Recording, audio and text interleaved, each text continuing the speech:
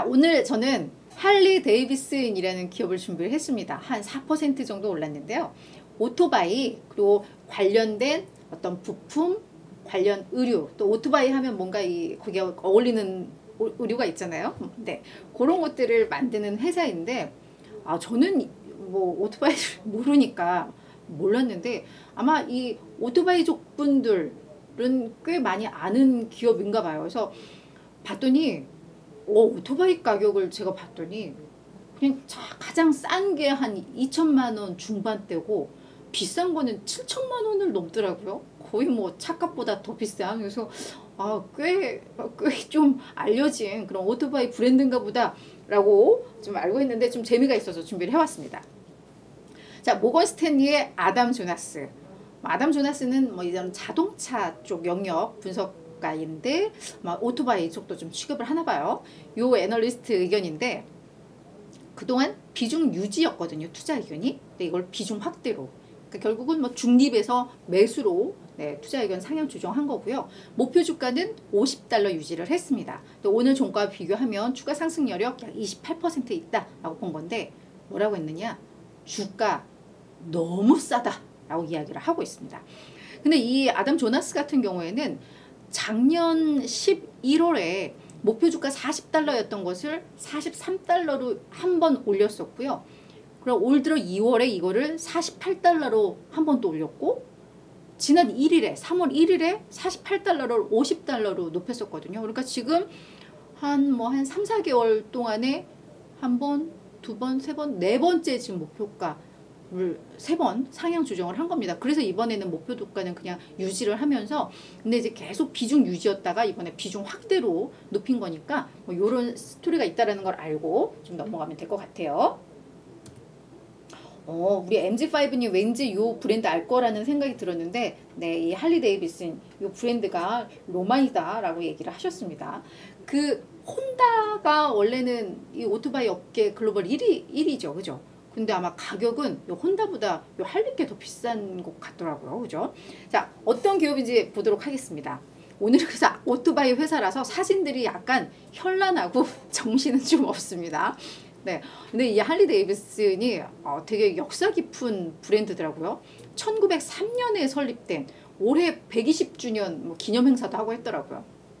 오토바이 그리고 관련 부품과 의류, 액세서리를 제조하는 업체입니다. 사업 부문은 크게 세 파트로 좀 나뉘는데요. 이 모터사이클 관련 제품 부분, 그러니까 앞서서 이야기했던 이런 오토바이와 부품, 요런 것들 핵심으로 다루는 부분이 하나 있고, 그다음에 금융 서비스 부문이라고 해서 아무래도 고가의 오토바이를 취급하다 보니까 딜러라던가 이런 구매자들, 운전자들에게 어떤 대출 서비스 이런 것들을 이제 지원하는 사업 부문이 하나가 있습니다. 그리고 전기 오토바이라고 해서 라이브 와이어인데 원래 요 해당 사업 부문이었는데 요거를 작년에 떼어냈고요. 요건 또 그래서 상장이 되어 있습니다. 작년 9월에 신규 상장을 시켰거든요. 그래서 요렇게 세 개 파트인데 이 라이브 와이어는 지분을 한 89% 보유를 하고 있기 때문에 실적할 때는 같이 합산한 실적을 공개를 하고 있는 그런 상황입니다. 그리고 전 세계에 이 7개의 공장을 보유를 하고 있고요. 미국 내에서 시장 점유율이 24.5%로 미국 내에서는 1위를 차지하고 있는 기업이라고 합니다.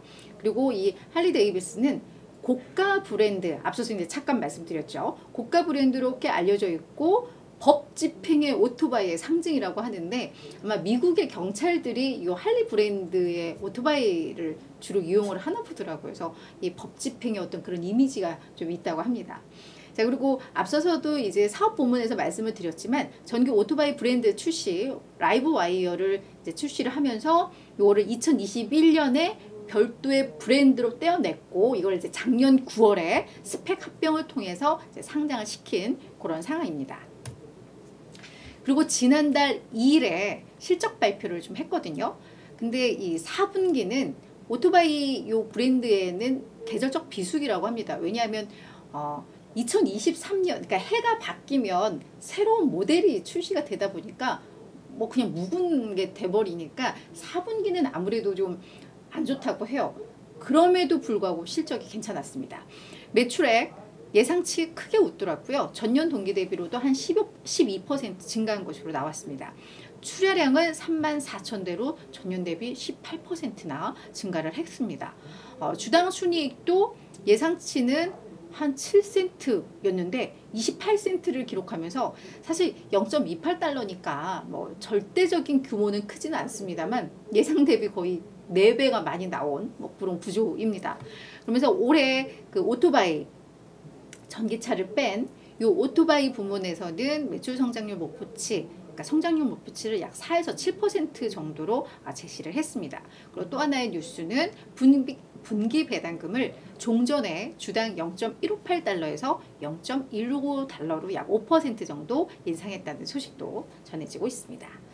자, 그럼 우리 아담 조나스 뭐가 그렇게 좋다고 이 기업을 비중 확대를 하라고 했는지 좀 보자면 최근 주가 하락이 너무 과했다. 그래서 주가가 너무 싸졌다라는 걸 거듭 강조를 하고 있습니다. 자, 그러면서 이제 하나하나 이야기를 하고 있는데요. 이 기업의 비즈니스 전략에 대한 신뢰가 된다라고 이야기를 좀 하고 있습니다. 자, 먼저 이 할리가 핵심 사업과 부유한 소비자에 집중한 비즈니스 전략을 세우고 있는데 이걸 매우 긍정적으로 평가를 하고 있다라고 이야기를 하고 있습니다.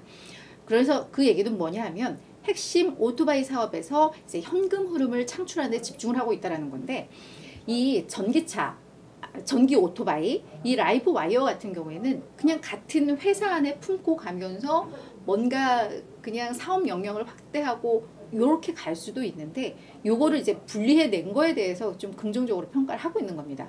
그러니까 뭔가 전기가 들어가면 상당히 이제 앞으로 신성장 동력이기도 해요.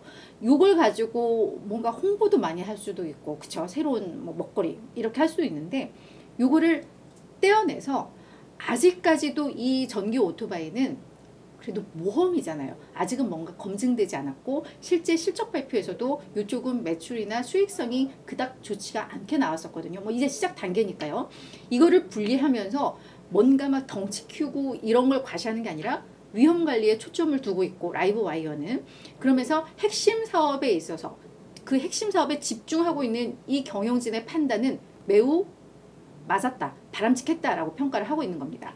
그리고 지금 경기 상황 좋지 않고 뭐 금융에 대한 우려 많이 나오고 있는 그런 상황인데, 그러니까 신용 부분에 대한 우려인데 이들은 앞서서도 이야기했듯이 워낙에 고가의 브랜드입니다. 그래서 이 소비자층도 부유층 중심으로 형성이 되어 있는데 그러다 보니까 이런 신용 리스크에 대한 대비도 매우 우수하다. 뭐 이런 비즈니스 전략 지금 상황에서 매우 높이 평가할 수 있다라고 이야기를 하고 있습니다.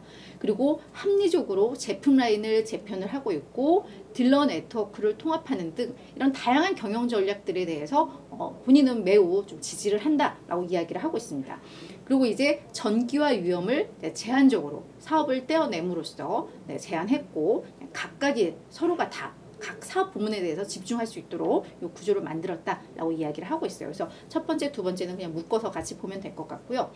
세 번째, 이게 이제 주가가 너무 싸다라는 게 이 밸류에이션으로 측면을 얘기를 하고 있는 건데 우선 올해 예상이 기준으로 한 주가 수익 비율이 9배가 채 되지 않는다고 해요. 한 8.9배 정도 된다고 하고 내년 예상이익을 토대로 해서 현재 주가 수준을 평가했더니 요건 이제 8배에 그치고 있는데 얘들의 역사적 평균치가 11.6배였다고 합니다.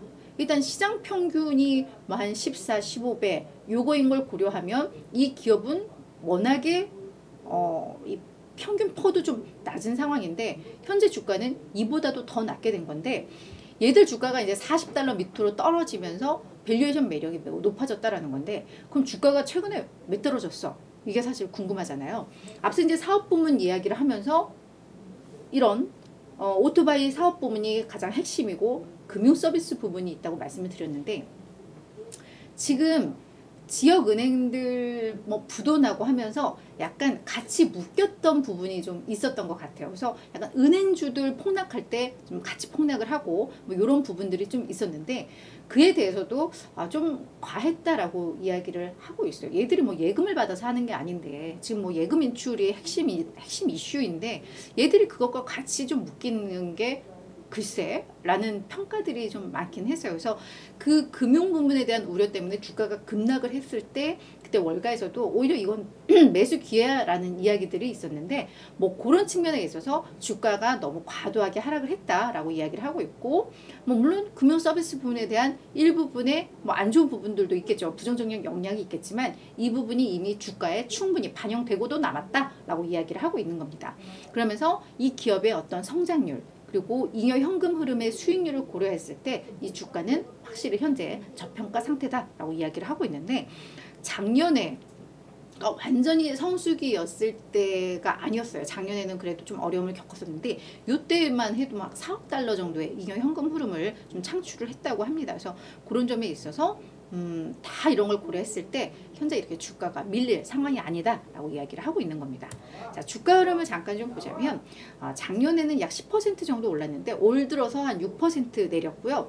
근데 이걸 올해를 월별로 따져보면 지금은 3월 들어서 거의 완전 수직 낙하하고 있는 게 좀 보이잖아요. 금융 리스크 많이 부각되면서. 그래서 올 들어서는 거의 18% 정도 급락을 한 상황이거든요. 그래서 이건 너무 과하다라는 평가입니다. 자, 그럼 전체적인 월가의 의견을 보니까 15명의 애널 중 6명이 매수 의견을 제시를 하고 있는데요. 약 40% 정도입니다. 그러니까 매수 의견이 많은 건 아니에요. 그죠? 근데 이제 평균 목표 주가는 상당히 좀 높아요. 53.6달러에 형성이 되어 있습니다. 그러니까 아담 조나스가 50달러 제시를 했으니까 평균치는 이보다 조금 더 높아서 상승 여력 약 한 43% 있다라고 시장에서는 좀 보고 있거든요. 그러니까 확실히 뭐 다른 내용들을 떠나서 현재 주가가 좀 과도하게 급락을 했고, 그래서 가격 매력이 있다라는 건 좀 월가 전반적인 평가라는 건 또 저희가 참고를 하면 좋을 것 같습니다.